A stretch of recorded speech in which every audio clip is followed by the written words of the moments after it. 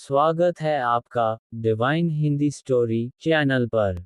आज हम आपके लिए एक अद्भुत और रोमांचक कहानी लेकर आए हैं, जो आपको साहस, बलिदान और धर्म के गहरे सिद्धांतों से परिचित कराएगी।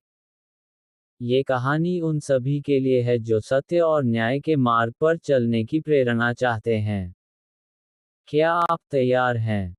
क्योंकि हम आज सुनेंगे भगवान परशुराम की महाकाव्य गाथा, जो एक योद्धा की कहानी है, जिसने अन्याय के खिलाफ खड़ा होना सीखा और धर्म की रक्षा के लिए अपने प्राणों की बाजी लगाई। तो चलिए, बिना किसी देरी के इस प्रेरणादायक यात्रा की शुरुआत करते हैं।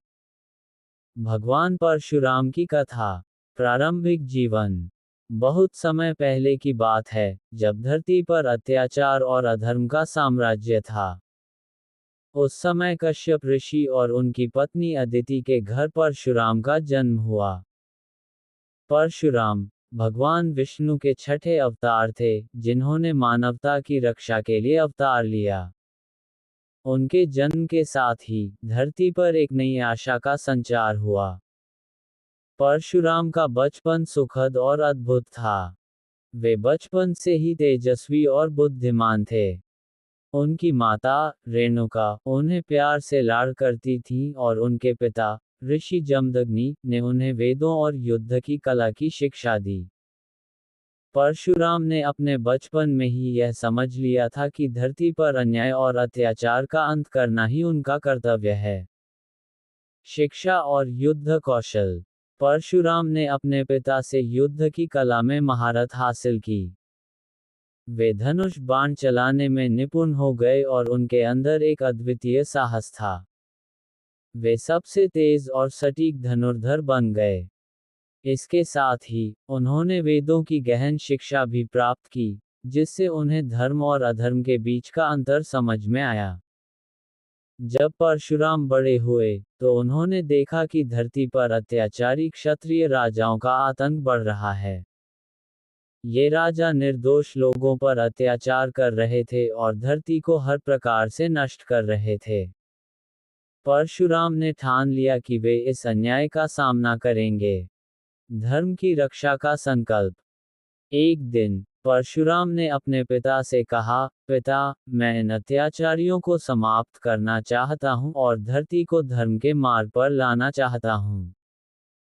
उनके पिता ने उन्हें आशीर्वाद दिया और कहा, जाओ बेटा, धर्म की रक्षा करना ही तुम्हारा धर्म है।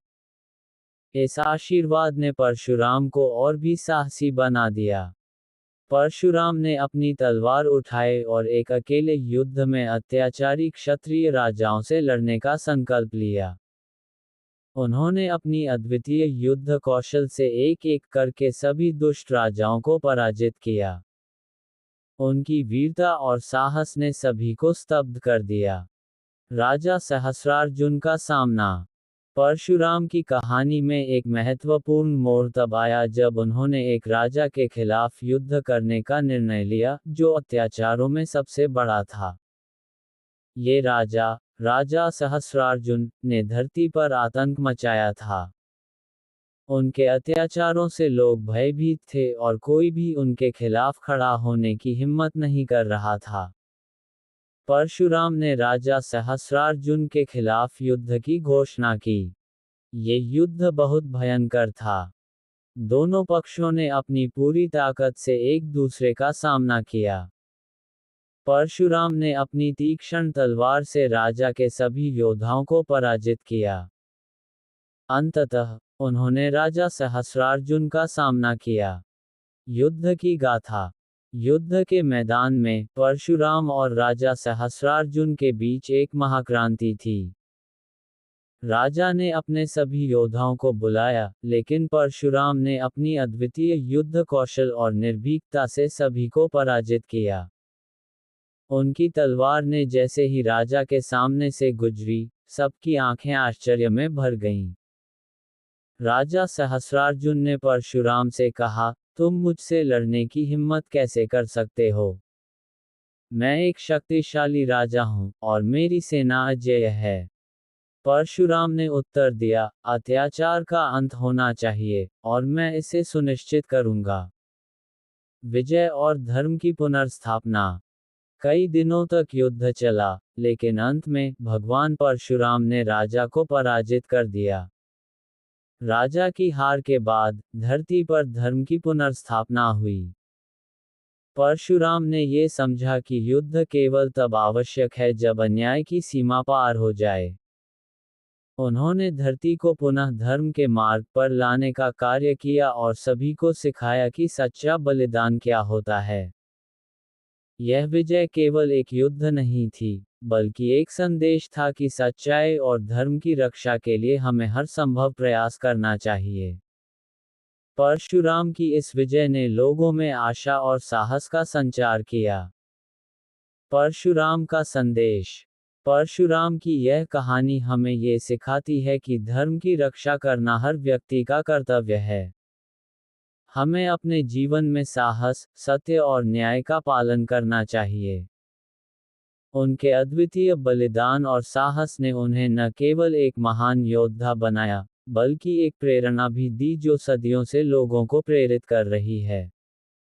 अंत में, इस प्रकार, परशुराम की कथा एक गहरी सीख और प्रेरणा से भरी हुई है, जो हमें अपने जीवन में सच्चाई और धर्म के लिए चलने के लिए प्रेरित करती है। उनकी कहानी हमें ये याद दिलाती है कि बलिदान का अर्थ केवल अपने लिए नहीं, बल्कि समाज और मानवता के लिए होना चाहिए। आपके समर्थन के लिए धन्यवाद। अगर आपको हमारी कहानी पसंद आई हो, तो कृपया चैनल डिवाइन हिंदी स्टोरी को सब्सक्राइब करें और हमारे वीडियो को लाइक करें। साथ ही बेल आइकन दबाना न भूलें ताकि आप हमारी नई वीडियो अपडेट सबसे पहले पा सकें। अगर आपको हमारी कहानी अच्छी लगी, तो कृपया कमेंट में राधे राधे लिखें। आपके कमेंट हमें बहुत प्रोत्साहित करते हैं और हमें ये जानने में मदद करते हैं कि हमारी कहानियाँ आपको कैसी लगीं। धन्यवाद। राधे राधे।